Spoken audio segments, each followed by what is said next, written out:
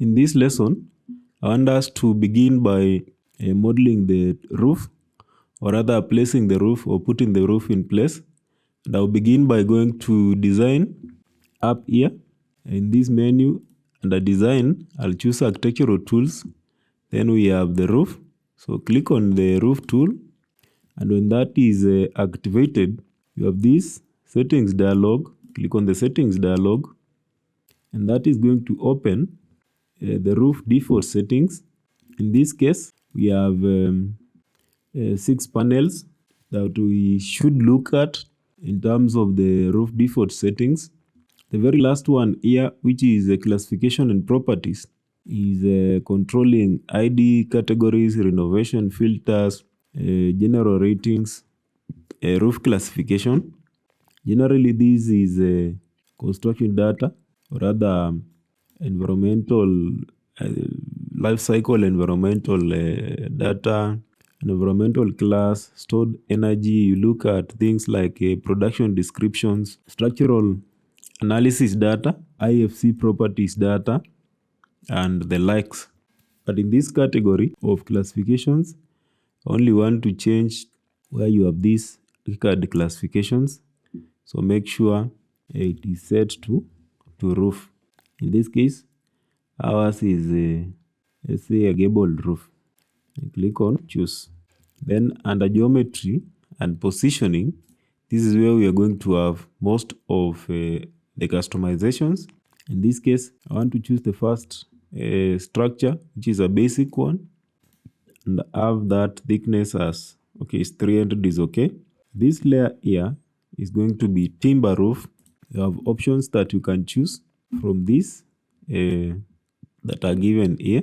So with that as timber roof, below here I want the pitch to be 22.5 degrees and set the vertical edge, or rather set this vertical edge for the roof as this given here. Then we'll open the multi-plane geometry and see here we have our pitch having reflected there. But down here under eaves overhang, it is set as 800. I want us to reduce that to 600 millimeters. And the floor plan and display, these ones are going to be left as they are. We're not going to change a lot anything here. We have the model.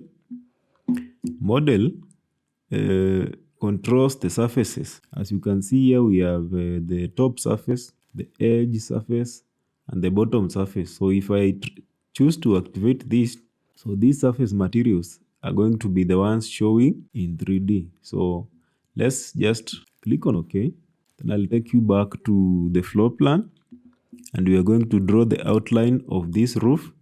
And then after that, I want us to look at the 3D view and see how that looks like. So I'll zoom to this corner and click. Now do the same to all corners. So that is where now the roof line is going to be. So I'll make sure that it becomes a complete a loop. So at the end of it, so that line goes back to where we started.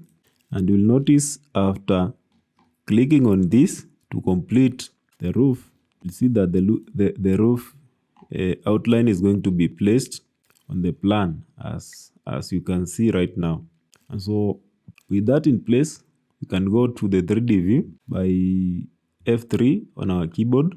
That is how the roof looks like from the top. Let's try to do some orbit or rotation and see from the sides. So that is our roof as we had customized that. But you notice if you're looking at our structure from below, you have the furniture and the components being visible because we don't have a floor slab in place. So what I'm going to do, I'm going to get back to ground floor and then click away to unselect the roof. Go back to here under design, architectural tools. I'm going to activate the slab tool. Then using the very same method that I had used to draw the outline of the roof, I'm also going to draw the outline of the floor slab. But before that, let's click on the settings dialog for the slab. Under geometry and positioning here, let's have the slab. Let's select this type of a structure, and then the thickness of the slab to be 150 millimeters here. Below that we have a floor plan and section. I'm not going to change anything. Even the models, the structural analytical parameters and classification properties are going to remain as given. Then I'll click on OK. So with that, I only wanted to change the thickness of the slab. So now we can now go to now sketching the outline of the slab on our floor plan, as I am currently doing.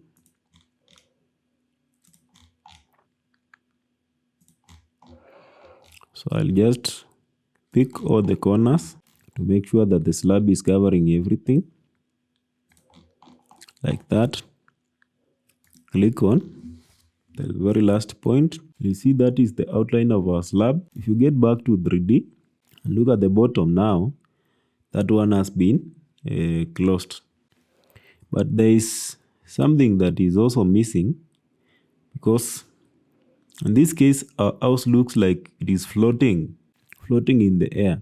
So what can we do for now this model to look realistic?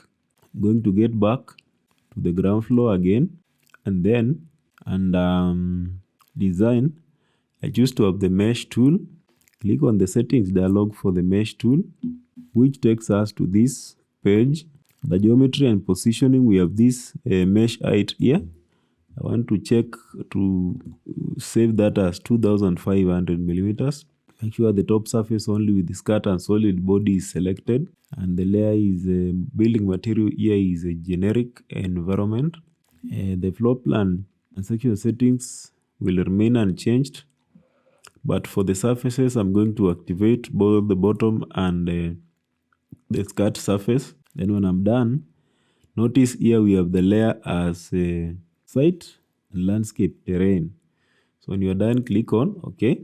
So now I want us to zoom like that and draw just from anywhere. Draw that outline, rectangular as that. Then when you click and place that mesh, it's going to form now some earth with the terrain. So if you want to see how that looks, always get back to the 3D view. Just wait for that to load, and here it is.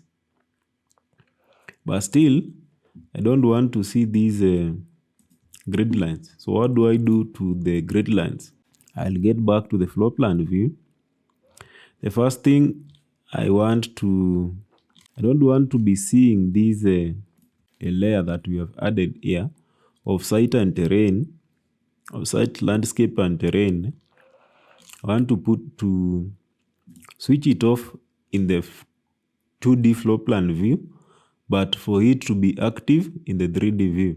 So Control L is going to open my layers or the model views, and I have the site, landscape, terrain selected. So if you look at where we have this icon that looks like an eye, we can toggle that on and off. So what I want to do is toggle it off, click OK, and that layer is gone in 2D, but in 3D is going to be seen. Because if I just switch like this, you are still going to see the site and terrain layer, or rather the site and landscape layer in 3D. Back to 2D, and under document, I'll select grid element, and when it is activated, I'll use Control A on the keyboard, which is going to select all the grid lines that we have. Then I'll open the settings dialog for the grids, and 3D view, I'll uncheck display in 3D view. So uncheck, then click on OK. Wait for that to save. Go back to 3D view, and you're going to notice that the grid lines are now off. So that is how our building now is going to look like. So in terms of 3D, if you right click, you have these 3D styles, and 3D styles you have basic vectorial views, you have a simple shading, you have a technical drawing You have a detailed shading, you have a simple shading with shadows, white model with shadows, and wireframe. Let's click on wireframe, and that's how the wireframe view looks like. It's not our desirable, but in this case I just wanted to show you that you're able to change or rather switch between various views, and in terms of how you want to visualize your model. So in terms of, if you can have a white model only, you can have a simple shading with shadows, we can have technical drawing like that. That is the technical drawing view. We can have simple shading vectoral views, same as that. In this case I prefer to have simple shading with shadows as the 3D view for our project. So I wanted to show you how to put the roof in place, and we are already done with that. So let's meet in the next lesson.